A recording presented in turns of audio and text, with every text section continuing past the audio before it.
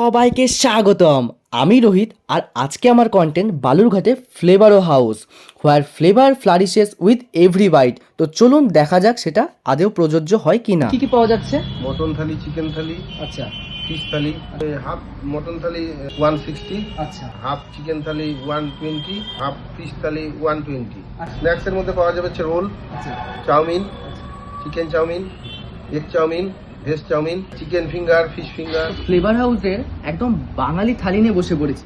এখানে কিন্তু ডাল, ছোলার ডাল, এখানে একদম মাটন কষা 4 পিস, কমপ্লিমেন্টারি টক, মধ্যে কি থাকছে পাট ভাজা, পাঁপড় ভাজা, এই যে রাইসটা একজনের জন্য সাফিসিয়েন্ট দেখতে পাচ্ছ, আর এখানে কিন্তু আলু দিয়ে করলা ভাজা, আর এখানে স্যালাড, তার সাথে একটা থাকছে কুয়াশের তরকারি, আর সিজনাল সবজি দিয়ে যেটা করে আলু দিয়ে, পনির দিয়ে, আর কিন্তু এখানে কফি দেখতে পাচ্ছি।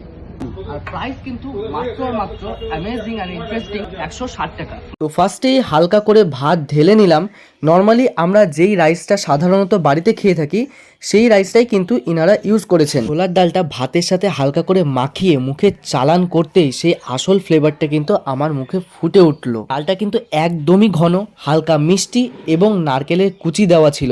মিষ্টিটা কিন্তু একদম পারফেক্ট, না বেশি না কম। আমার তো দারুণ লাগলো। সাথে ছিল পাট ভাজা। পাট ভাজাতে হালকা করে কামড় বসিয়েই নেক্সট আইটেমের দিকে চলে গেলাম আমি। সাধারণত আমি সবজি খুব একটা খাই না বা পছন্দ করি না, বাট এই কুয়াশ আলুর তরকারিটা খেয়ে আমি সত্যিই মুগ্ধ। হালকা মিষ্টি এবং ঝালের পারফেক্ট কম্বিনেশন। এবার আমি ট্রাই করব পনির, ফুলকপি এবং মটরশুঁটির একটা তরকারি।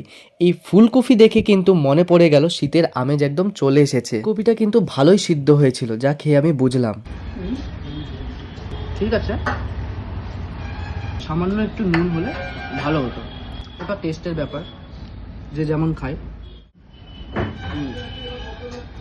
এই দেখুন, এবার আমার চোখ ডাইরেক্ট চিকেন কষার দিকে চলে গেল। দেখুন এই রংটা দেখেই বোঝা যাচ্ছে একদম আসল কষা যাকে বলে। দেখুন এই লালচে গ্রেভি আর মশলার তেলটা কেমন একদম ভেসে উঠেছে না। এবার আর আমার সহ্য হচ্ছে না, হালকা করে গ্রেভি ঢেলে ভাতের সাথে মাখিয়ে উফ, পুরো স্বর্গ। আর মাংসটা দেখো কতটা সফট, হালকা করে কামড় বসাতেই ভেঙে যাচ্ছে। এটাতেই বোঝা যাচ্ছে কতটা সুসিদ্ধভাবে রান্না করা হয়েছে। ভালো সিদ্ধ হয়েছে এবং মশলা একদম পারফেক্টলি ওয়েল ব্যালেন্সড। এবার আমি ট্রাই করব মাংসের রাজা মাটন কষা। দেখেই কেমন জিভে জল চলে আসছে না। দেখুন এই সুন্দর ঘন গাঢ় রঙের গ্রেভি আর মশলার গন্ধ ক্যামেরার ওপারেও ছড়িয়ে যাচ্ছে নিশ্চয়ই। মাংসের রাজা স্বাদের খাজানা, কি ঠিক বলেছি তো? মাংসের সবই ঠিক ছিল, বাট মশলাটা একটু বেশি পড়ে গেছে, একটু ওভার ইউজ হয়ে গেছে। একটু কম হলে ভালো হতো বা পারফেক্ট হতো, সেটা আমি ওনাদের একদম জানিয়ে এসেছি।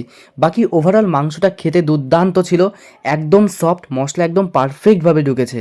আর আমার মতন এরকম মাটন খেতে কে ভালোবাসে অবশ্যই কমেন্টে জানিও। এবার লাস্টে ট্রাই করে নিলাম চাটনি দিয়ে পাঁপড়। আমার তো খেতে খুবই ভালো লাগে, বাকি চাটনিটার একটু মিষ্টিটা আমার বেশি লাগলো। বাকি ওভারঅল এক্সপিরিয়েন্স আমার বেশ ভালো ছিল। লোকেশনটা হচ্ছে বালুরঘাট স্টেট বাস স্ট্যান্ডের একদম অপোজিট সাইড।